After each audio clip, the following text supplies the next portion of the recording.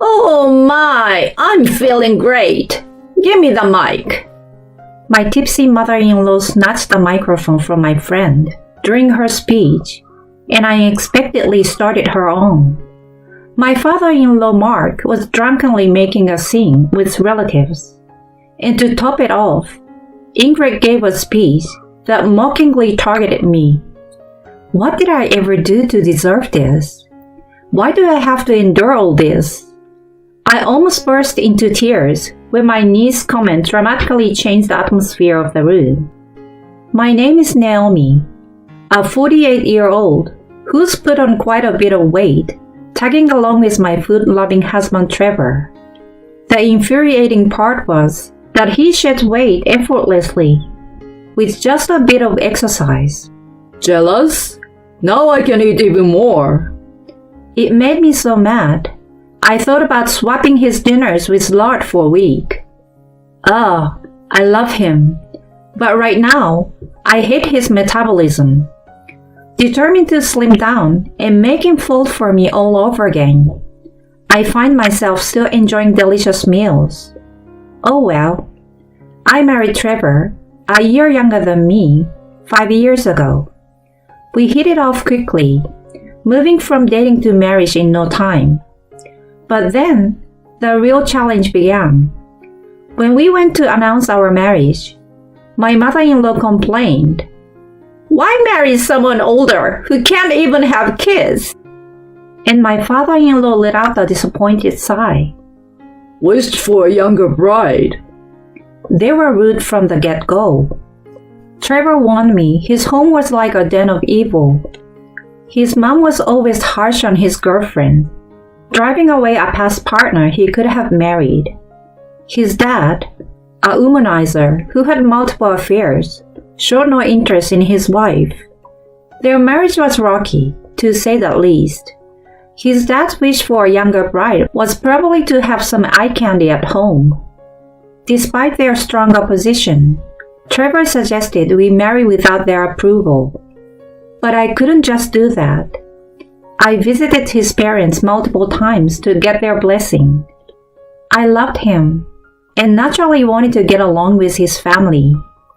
We didn't want to marry with them opposed to it. Finally, they accepted our marriage and we registered our union.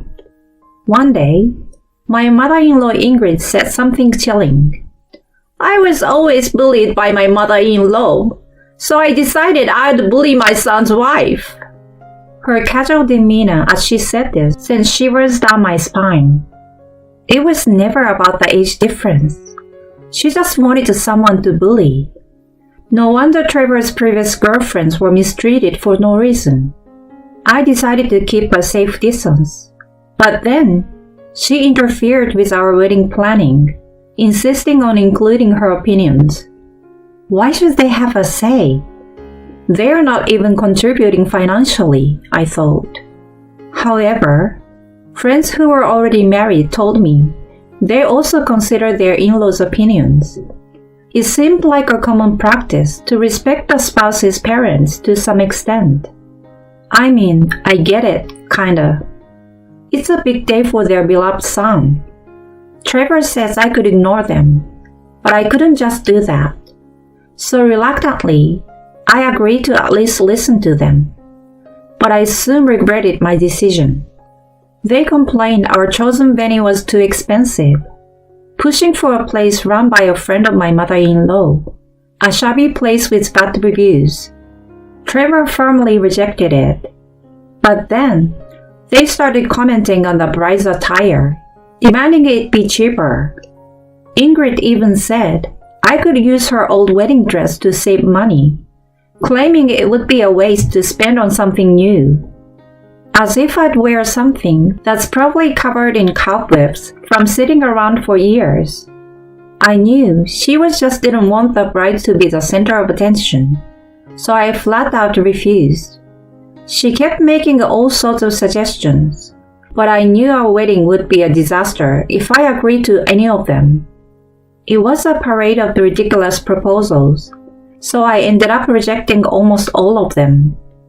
Looking back, Maybe that ignited her mean streak even more. Right up until the last minute, she was like, "Have a destination wedding so we can travel." Or, "If you don't listen to me, I won't attend." Despite all that, Trevor and I somehow managed to get to our wedding day.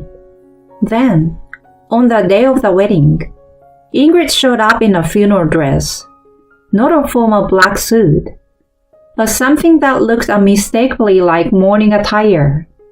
It felt like she was saying she didn't recognize our wedding. 2 weeks before, she'd said, "I'm not going to your wedding." So I told her, "Then please don't come." Maybe that rubbed her the wrong way. She didn't even show up in the dressing room. And suddenly she was sitting with our relatives. It was too late to ask her to leave without ruining the mood of the venue. But to anyone watching, it was clear that the bride and mother-in-law weren't getting along. My friends and relatives all looked troubled. As the wedding ceremony went on, the groom's relatives started acting up. They were completely drunk, heckling during the movie my husband's friend had made. Of course, we asked the staff to escort that relative out, but even my father-in-law was smashed, waving around a bottle of liquor brought by the relatives as if it were a flashlight. He even shouted, "Hey, waiter, another beer!" as if we were in a bar. Some were escorted out, saying they felt sick. The staff did their best to keep the ceremony going, but my guests were all horrified by the chaos. Embarrassed, my husband and I spent most of the ceremony with our heads down. It was a nightmare. Then, during my friend's speech as a representative of my friends, the unexpected happened. My tipsy mother-in-law suddenly said, "Oh my, I'm feeling great. Give me the mic," and snatched it from my friend. "Now, let me, the groom's mother, say a few words."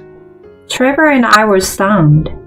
She was so natural in her movements that even the staff were confused, wondering if this was part of the program. "So, about Naomi. I heard she's been a hard worker since she was little." Surprisingly, her comments weren't bad. I didn't want to make a scene by cutting her off if she wasn't saying anything harmful. Maybe it was better to act as if this was planned all along. The staff and Trevor asked if we should stop her, but I decided to see how it went. "She lost her father when she was young. Then her mother and her sister, who was 10 years older, raised her. That sister passed away recently from illness.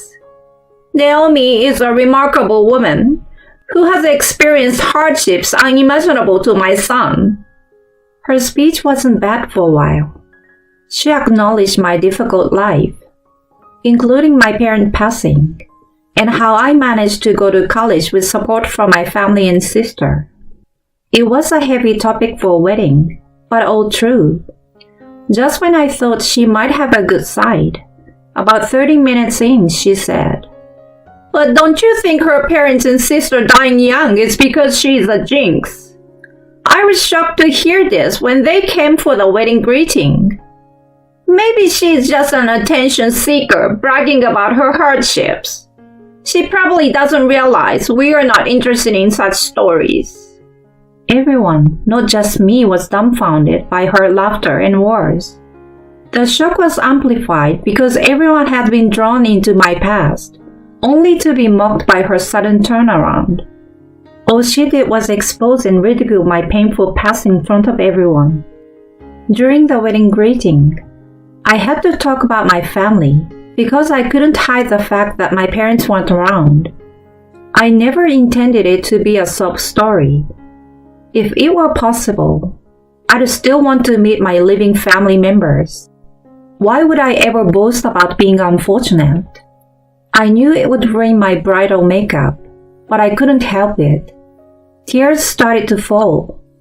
Then, in the dead silence of the hall, my niece Erica, A sophomore in high school spoke up loudly. Ingrid, thinking her speech was well received, was smugly saying, "Glad you all enjoyed it." But then, Erica stood up and said, No, you've got it all wrong, old lady.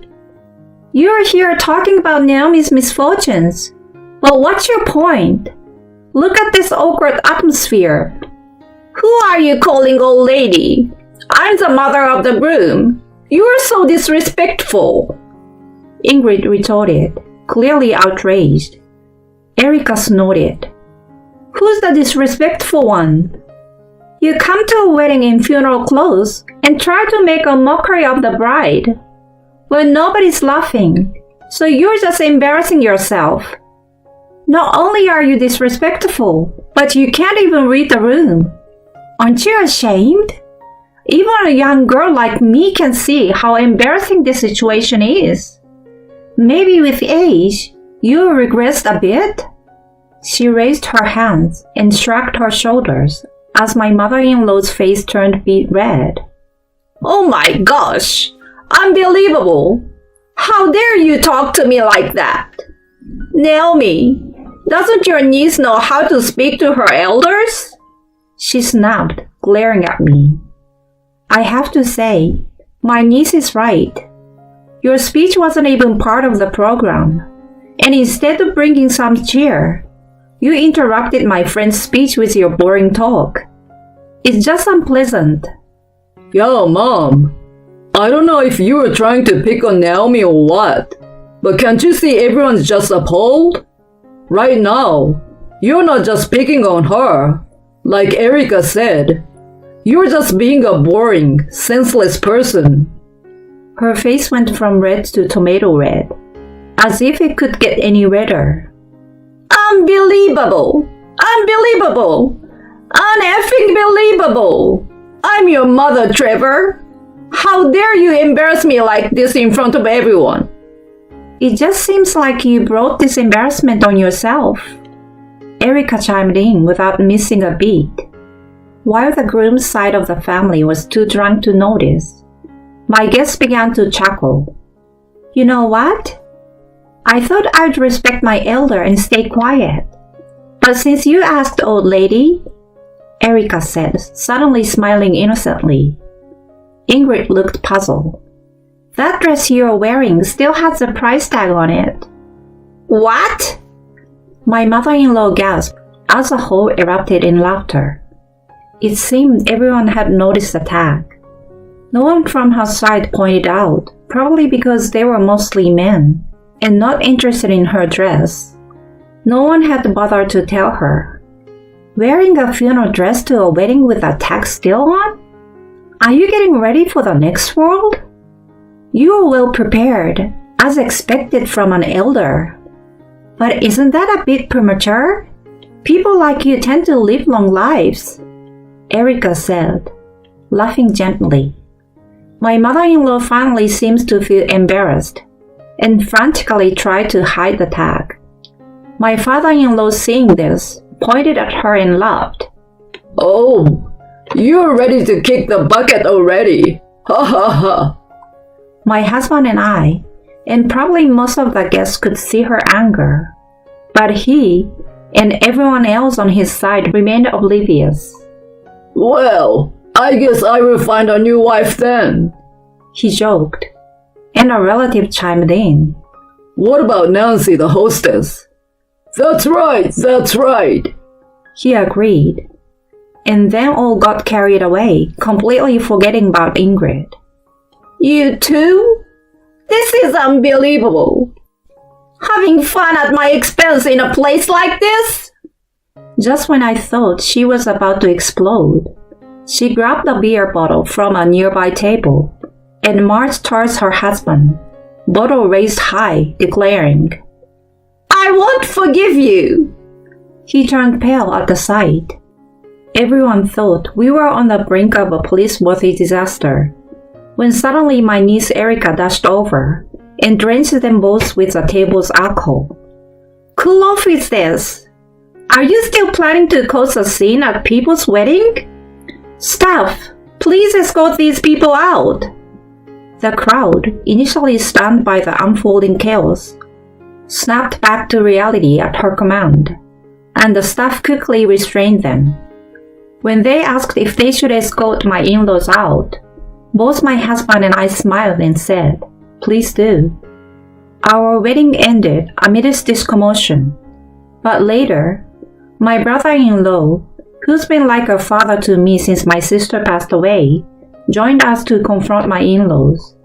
He was especially furious about the wedding fiasco and determined to make them pay for the expenses. Initially, they tried to shrug it off, saying they were drunk or it wasn't right to settle it with money. However, when my brother-in-law, a former boxer, and still muscular, grabbed Mark by the collar, he quickly agreed to pay. He must have been really scared, as he paid the full wedding cost in cash that very day. At the same time, my husband declared we were cutting ties with them. He apologized, saying he should have done this sooner, but I couldn't blame him. I was wrong to even momentarily hope for a pleasant speech from her. I want us to become a stronger couple by overcoming these hardships, I thought.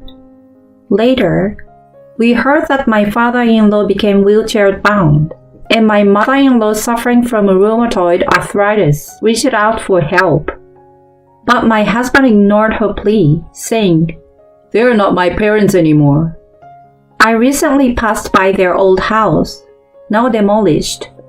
Maybe they're in a facility, but I doubt they have the funds for both. Perhaps Ingrid is living somewhere like a park. I thought I saw someone like her there recently. But they are strangers to us now. Unlikely we'll ever meet again. As for us, we are living our lives peacefully. 2 years later, we used our refunded wedding money and our savings to have a wedding ceremony in an Italian chapel and a belated honeymoon. It was a redo of our wedding. We didn't invite anyone from my husband's side, but my friends and family came, making it a beautiful ceremony.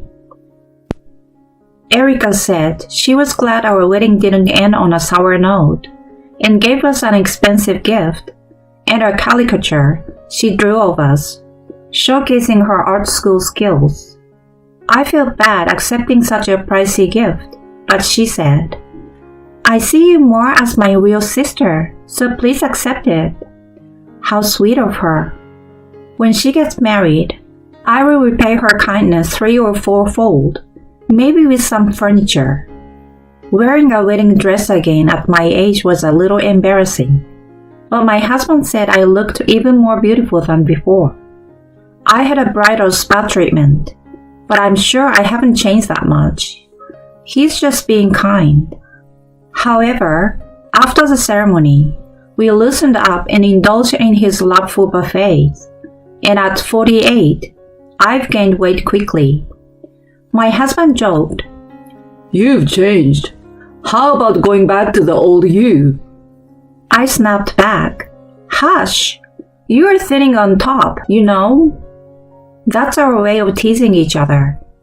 We hope to be a couple that can always poke fun at each other, just like best friends.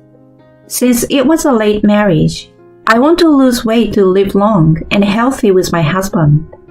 Health is important after all. Now, off for a walk with my husband today.